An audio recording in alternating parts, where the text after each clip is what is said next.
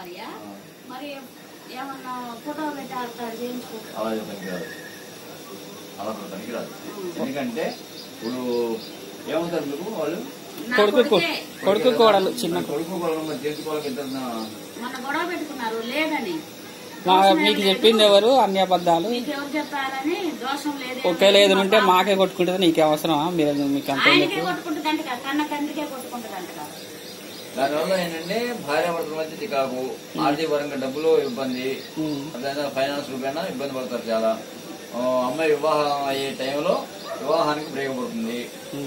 అంతేనండి బాబాయ్ కూడా శరీర అనారోగ్యం సరిపోతుంది. అంటే ఒక్కో టైంలో అప్పుడప్పుడు, ఎల్లప్పుడు ఉండదు, పెద్దది ఏం కాదు, అది నార్మల్. అంటే 10 రూపాయలు ఖర్చు అవుతుంది హాస్పిటల్కి వెళ్తే. ఇప్పుడు జ్వరం వచ్చింది హాస్పిటల్కి వెళ్ళాలి, ఈ విధంగా అలా ఖర్చు అవుతుంది. కానీ ఇంకొక రకంగా కాదు.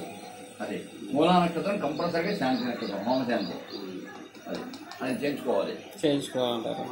అది 100%.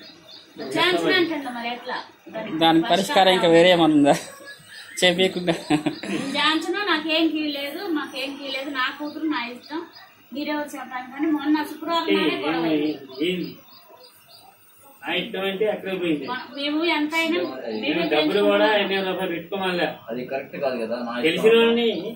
తెలిసిన వాళ్ళని కనుక్కోమన్నందుకే పెద్ద గొడవ చేసింది. అంటే అర్థమైంది. కాదయ్య గారు ఆయన రావాలన్నాడు, మేము ముట్టుకోలేదు. ఆయనకే కట్నం డబ్బులు ఆయనకే ఇచ్చినాం. ఆయన చుట్టూ 10 మంది ఉండాలి. ఇప్పుడు అది అవ చేసిండు. మరి మళ్ళీ శవాలు ఏమొక్కుని పిల్లకాళ్ళకి దాని